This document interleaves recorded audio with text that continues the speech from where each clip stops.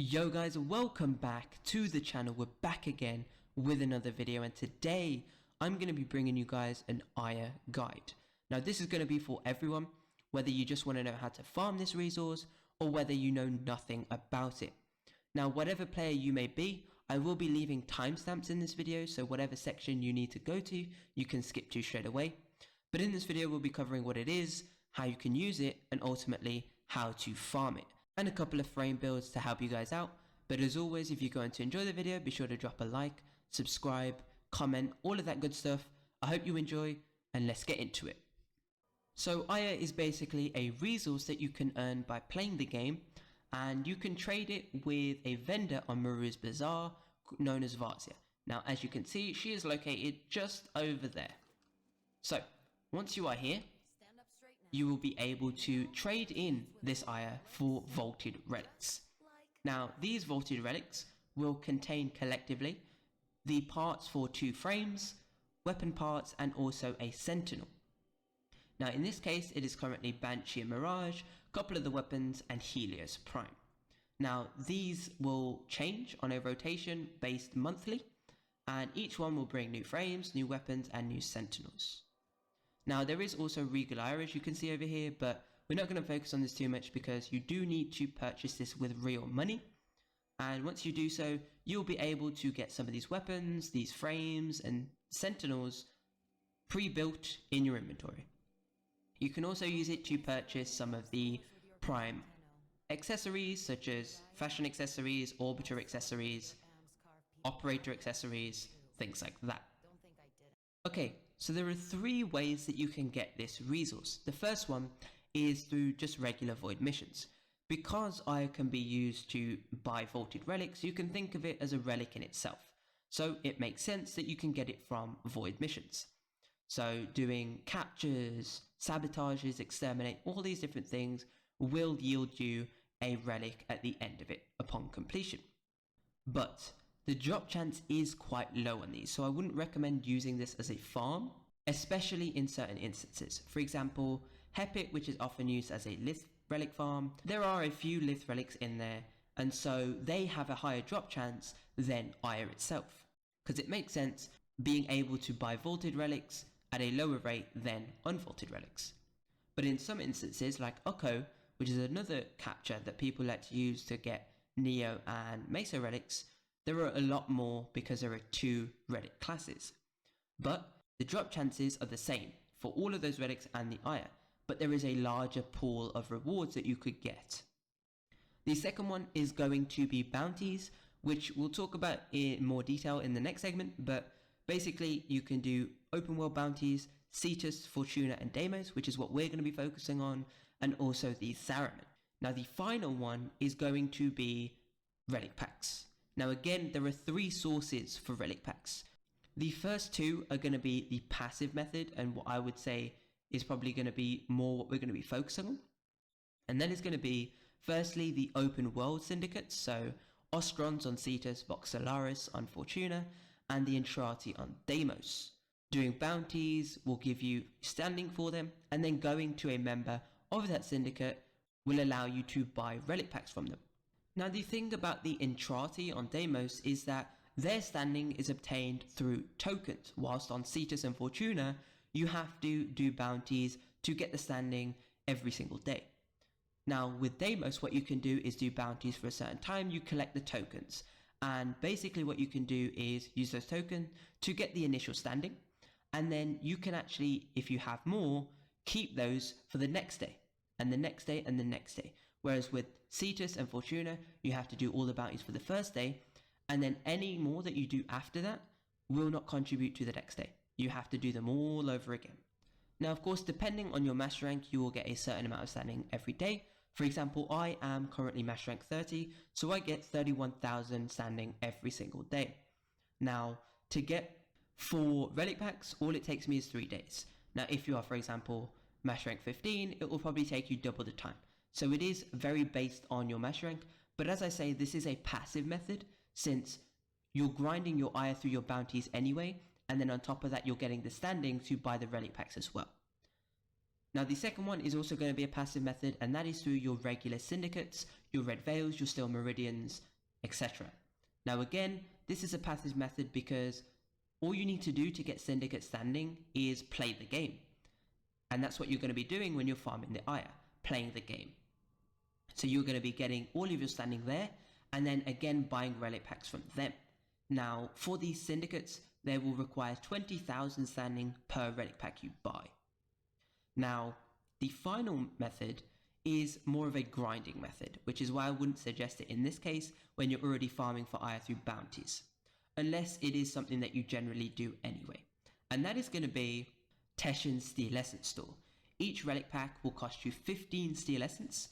Now you can only buy 25 because of a cap that they put on the Steel Essence store. So you will need to do a grind.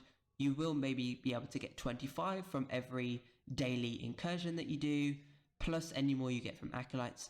But again, this isn't going to be that much, so you will have to do a proper farm. Okay, so as I mentioned before, we are going to be doing deimos bounties. Now, the reason we are doing deimos is because on Cetus, there are a lot of longer mission stages basically, and you can get the shorter ones by rolling, but it is all RNG. It could take you minutes, it could take you hours. Now, with Fortuna, it's all about preference, I think, between Fortuna and deimos, because I just personally don't like the mission stages in there. Now, although it does have a 50-50 chance on the final stage, on the other stages, there are other items that have a higher chance than Aya. Also, I find that just on deimos generally, everything's a lot easier, especially the bonuses. You can get them done a lot quicker and without any stress, and it just makes it so that you just basically get a free chance at an extra Aya at the end. But in terms of the bounties, the first one that you are going to do, and there is no doubt you are not going to pick any other if you get this one, is going to be brute force. Now the reason for this is because there are no long timed missions in there, which include the excavators and defending the area. So if you just get all the regular spawns, you can probably do it in around 5 minutes and 20 seconds. But if you get some of the good spawns, I have managed to get sub 5 minutes on these. So the other two bounties that you could do are salvage, first of all, and then foresights. Now both of these are going to have defend the area. Now this is the long mission type that is the shortest in a sense. It's the shortest out of defending the area and the excavators. So you could get it done a little bit quicker. But the reason we're doing salvage first is because it has the tumor mission. Now this tumor mission is the quickest mission you can get because it literally takes 20 seconds, honestly. And the other bounty unfortunately doesn't have it. So if you do not have salvage, then you will be doing foresights. Now these are the three you should only need because you will have a choice of 4.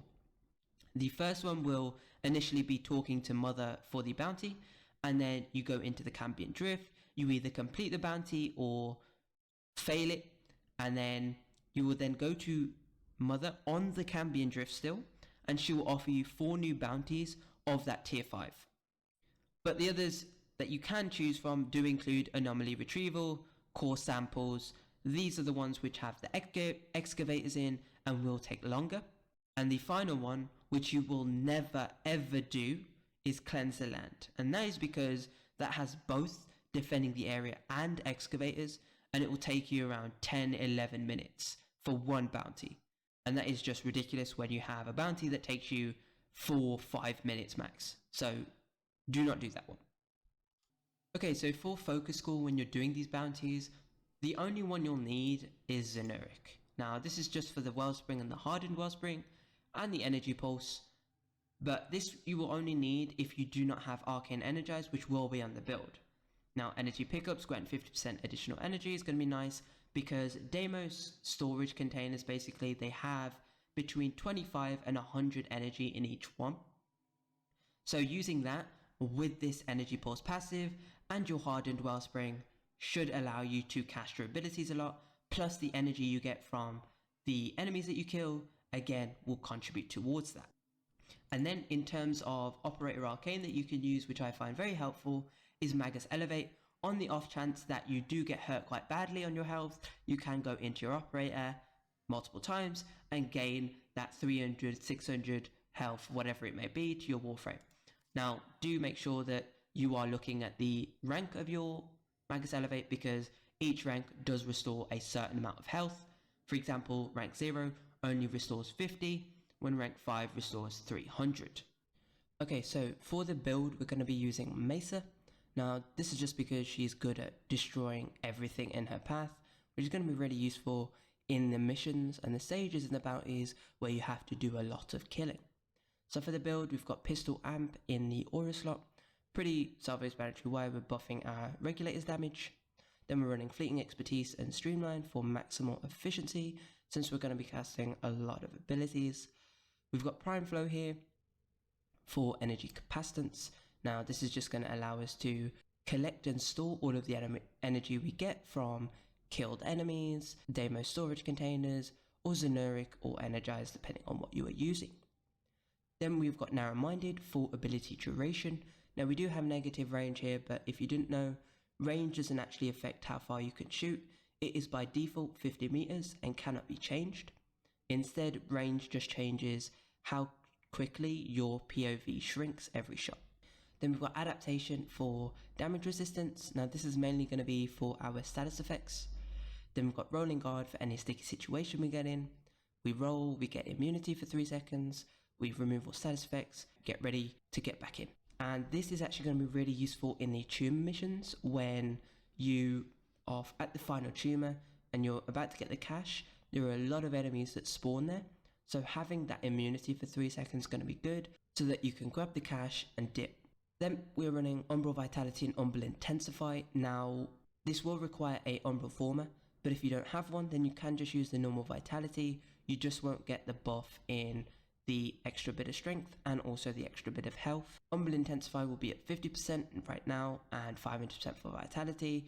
If you're using the other one at max, you'll have 440% health and 40% strength.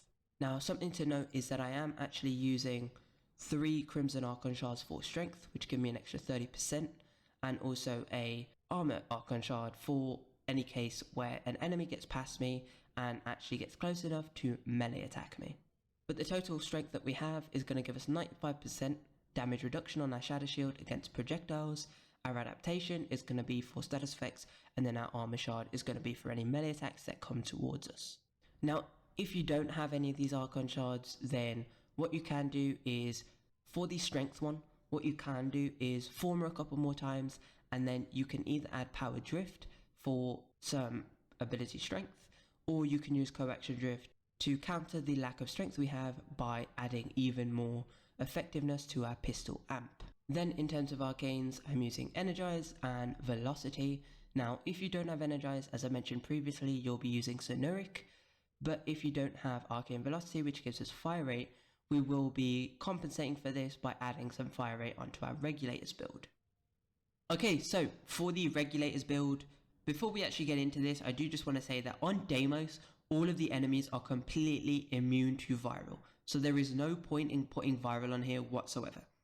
So for the build, we've got Prime Pistol Gambit and Prime Target Cracker for our crit chance and crit damage mods. We've got Hornet Strike for raw damage. Galvanized Diffusion for multi-shot. Now, we are using the galvanized version because we will be doing a lot of killing in this. So having that 230% multi-shot almost is going to be really useful, and is going to be a lot more compared to just your regular barrel diffusion. Then we're running Convulsion and Pathogen rounds for corrosion.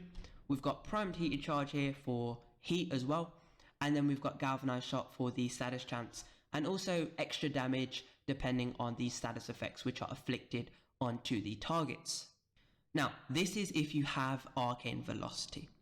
If you don't have Arcane Velocity, then it's pretty much the same build, except we are going to have to lose out on the heat and add on Anemic Agility for the fire rate. We do lose a little bit of damage, but it's only 100 damage in total, so it's not too bad. Now, for those people who don't have access to Galvanized mods, then this will be the build. You simply replace the Galvanized mods with the regular barrel diffusion.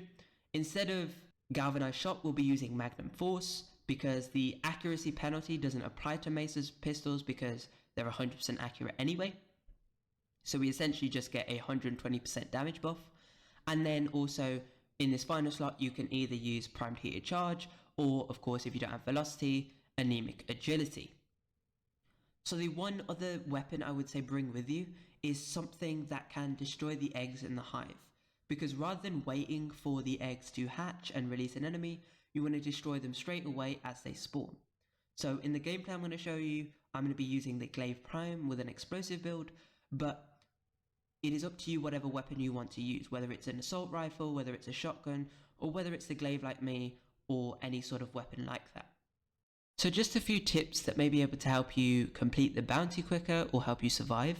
The first one is going to be on the hive missions, of course, to destroy the eggs before they actually spawn the enemies. This is going to make it a little bit quicker. Now, in some cases, the hive may spawn 5 eggs and have 3 waves of it. Other times it may only spawn 2 eggs and only have 2 waves of it. And sometimes you may not even have to do any eggs or any waves at all. So this is very varied, but when there are eggs, destroy them as quick as you can. Either with the glaive, a fully auto, a shotgun, anything like that. The second tip I can give you is on the assassinate the target stage in a bounty, where it asks you to kill 15 enemies to collect samples and then another 15 within an area. Take advantage of broodmothers when they spawn, because broodmothers are able to release 5 maggots initially. Then once you kill the maggots and them, they release another 5 maggots. So they can contribute a lot to either collecting those first 15 samples or getting those kills within that area. The third tip I can give you is prioritize the deimos juggleresses, the saxums and the carnis, because these are the enemies that are going to give you the most stress and annoyance.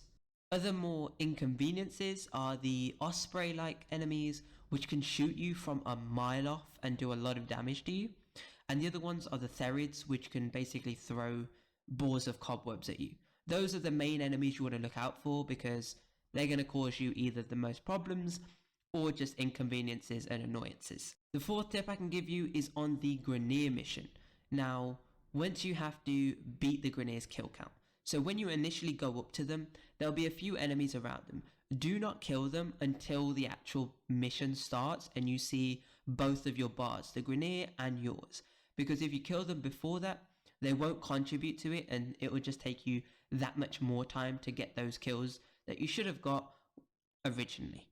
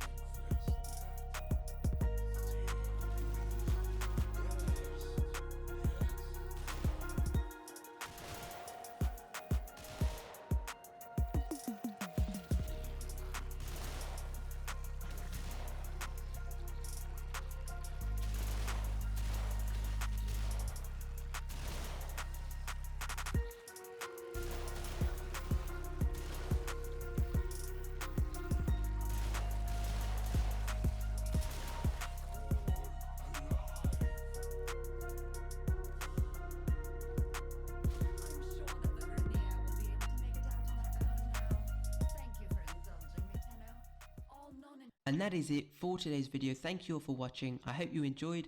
If you did, consider liking the video, subscribing to the channel. Hope you all have a great day, and I will catch you in my next video. Peace. Catch me if I fall.